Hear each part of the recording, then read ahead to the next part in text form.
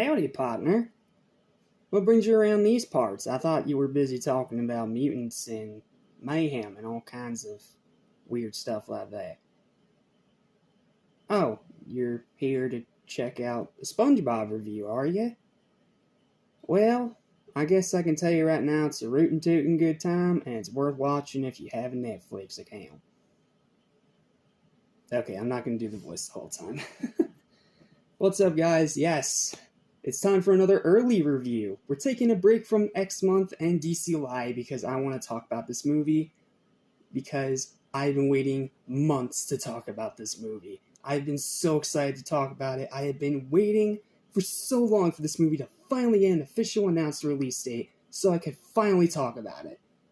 It's just a shame that it had to happen after SpongeBob Month 5 was already over.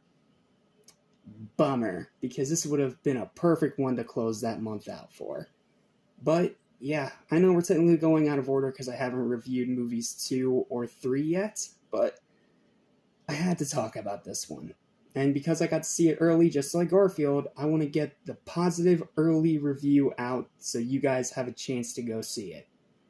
So let's check this out together, shall we? It's time to rediscover some familiar territory as we return to the crazy wild world of nautical nonsense with SpongeBob for what is, in my opinion, what I'm going to count as my 25th anniversary celebration. Yeah, happy 25th anniversary, SpongeBob. Sorry it took me this long to do a full video on this, but here it is now. We're talking about this movie, we're talking about Saving Bikini Bottom, the Sandy Cheeks movie, and just how great it actually is. Like, oh my goodness, guys, this movie's so good, and I'm so happy I can finally talk about it. So, with that preamble and my terrible country accent out of the way, let's dive into this movie, because I have a long written review for this one. Being the huge SpongeBob fanatic that I am, I'm so excited to finally talk about it, so let's not waste any more time and dive straight into it. Here's my written review for Saving Bikini Bottom, the Sandy Cheeks movie. Oh, I've been waiting a long time for this to finally get an official release date for this, and now that it has, I can finally do what I've wanted to do for at least 3 months now. Give it a review. Yes, let me address the sea elephant in the pineapple. This movie got leaked out to the internet long before its release date was even announced by Netflix. And I got sent one of those digital files straight to my Google Drive by a friend, who I'm going to keep anonymous out of respect. However, I wanted to wait until it got an actual release date so I wouldn't get hunted down by the denizens of Nickelodeon. Because they're not kind to people like me, let's just put it that way. Is there a little bit of bias here? Yes, because I've been a huge fan of SpongeBob SquarePants for over 20 years now, and if the views are anything to show, most of you have been as well. But I'll still try my best to be honest and objective from the standpoint of an animation critic, as well as a fan. When this was initially announced, I was definitely a little bit worried it was going to capsize, being the 4th movie in the series and the first to be focusing on a side character rather than just the main character himself, which are both a huge risk for any long-running IP. But I'm happy to say that not only was it a fun ride like the previous 3 SpongeBob films, but a genuinely great movie in its own right. And if this is the same crew that's working on the Plankton movie that's coming out next year, we could truly be in for something amazing. So, here's all my pros. The animation's beautiful, taking inspiration from Sponge on the Run to create another unique art style that stands out from the previous films. The writing from series veteran Kaz as well as Tom Stern is excellent. The voice acting is superb, especially Carolyn Lawrence and possibly her best performance yet as Sandy. And more than earning her starring role. And Sandy's family, who are just an absolute delight throughout. Seriously, I love these guys. I hope we get to see them in the main SpongeBob series sometime soon. They are such great characters. Absolutely love Sandy's family.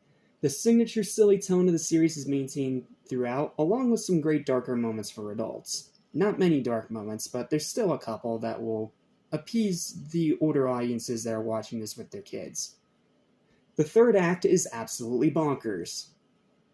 I can't say anything more than that because I don't want to spoil it, but it is bonkers. It is a bonkers, bonkers, bonkers third act. But in a good way. The songs are great. It's not a musical, but there are a few.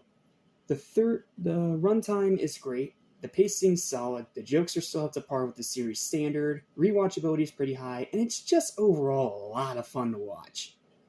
However, there are a few barnacles. The villain is bizarre even for this franchise, and while the big twist reveal was surprising, it didn't really make sense story-wise.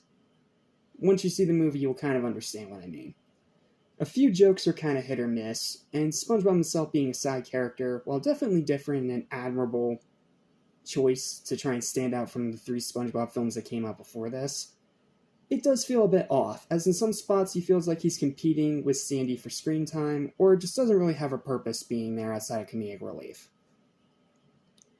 Also, while it's not really the film's fault and does fit the story, the whole having to go to the surface thing is getting a little bit overdone at this point.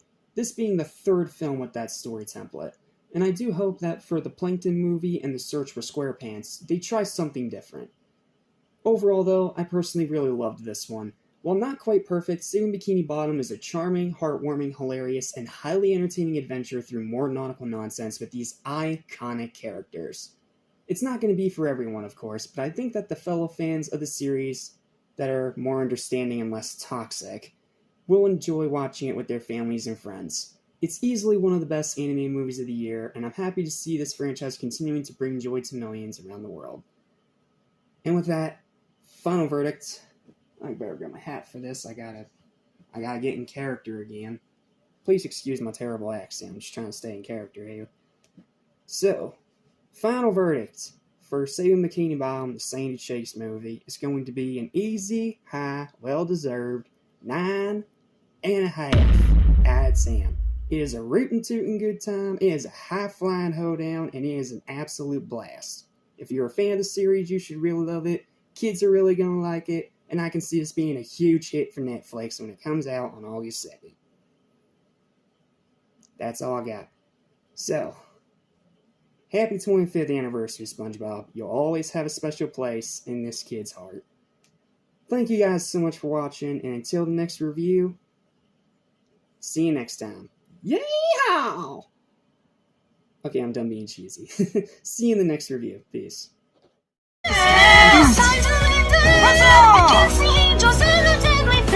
We cannot take it anymore.